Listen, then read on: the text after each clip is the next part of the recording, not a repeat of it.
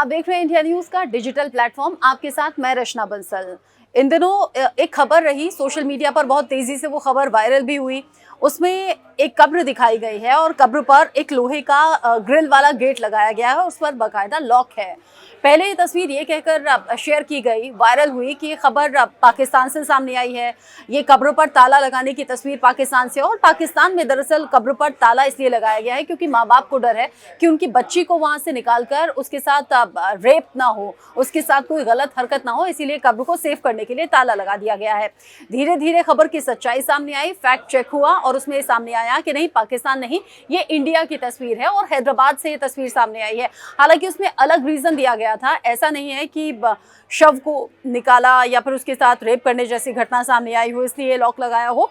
जो वहां पर देखरेख करने वाले थे कब्रिस्तान में, उन्होंने बताया कि ये लॉक दरअसल परिवार वालों के जरिए इसलिए लगाया जाता है ताकि जहां उनके अपने परिजन की कब्र है वहां पर खुदाई करने के बाद कोई दूसरा अपने परिजनों का शव वहां पर दफन ना कर दे। यानी कि अगर सपोज मेरे अपनों की कब्र वहां पर है तो वहीं पर कब्र रहे, आगे मैं फातिहा पढ़ने जाऊं, दुआ पढ़ने जाऊं या फिर अपनों की कब्र के पास जाऊं तो वहां उन्हीं की निशानी, उन्हीं की यादें होनी चाहिए, न कि कुछ साल बाद वहां दोबारा खुदाई करके कोई दूसरा शब्द अपना दिया जाए। इसीलिए लॉक की व्यवस्था की गई।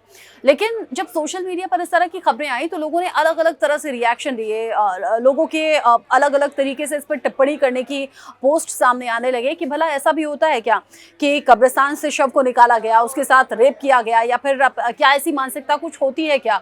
तो आपके साथ एक जानकारी आज मैं साझा करती हूँ कि ये जो बीमारी होती है इसे नेक्रोफिलिया नाम दिया गया है।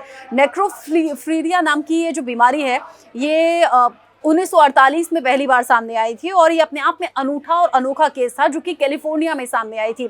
आपको लग रहा होगा कि ये तो विदेशी टाइप की बीमारी है, ये हिंदुस्तान में नहीं होती है, लेकिन नहीं, ऐसा नहीं है। मैं केस स्टडी के साथ आज आपसे बात करने वाली हूँ नेक्रोफिलिया को लेकर।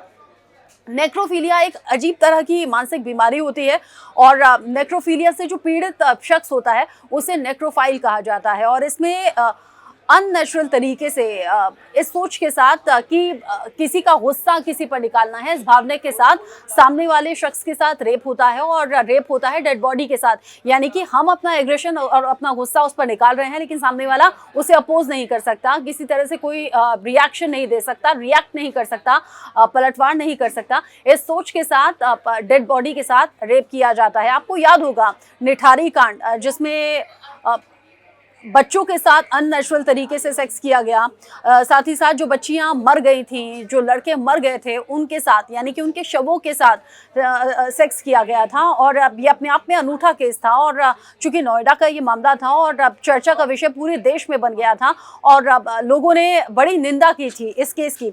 जैसे मैंने कहा कि नेक्रोफिलिया इस बीमारी का नाम है, 1948 में पहली बार आई थी। और आप ये कहेंगे कि बीमारी किस तरीके से होती है, कैसे होती है।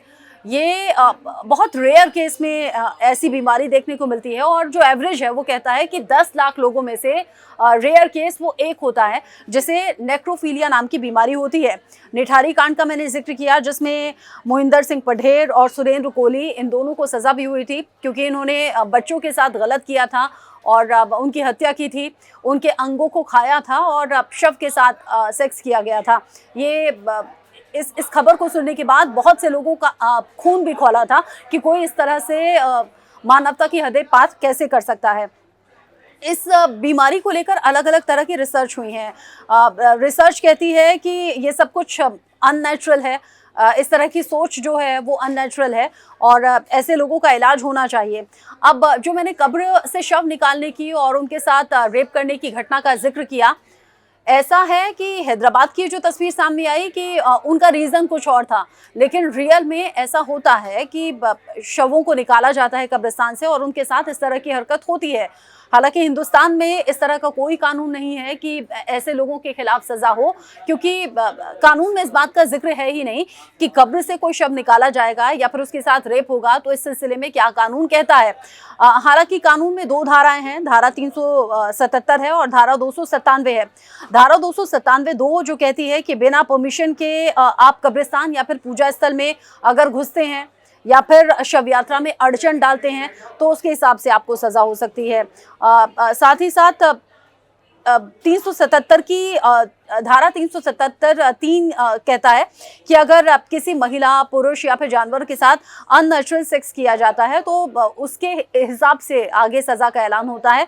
यानी कि ऐसा कोई भी प्रावधान नहीं है कि जिसमें बताया जाए कि कब्रिस्तान से शव निकालकर और अगर उनके साथ रेप जैसी घटनाओं को अंजाम दिया जाए तो क्या सजा होगी।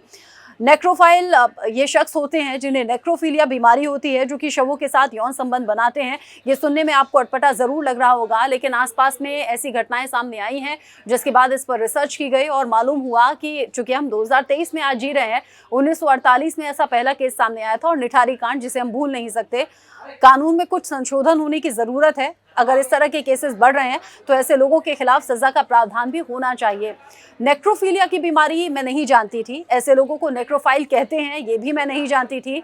आप जान चुके हैं। इस खबर को सुनने के बाद, इस तरह की बीमारी को सुनने के बाद आपके जहन में पहला ख्याल क्या आया, बताइएगा।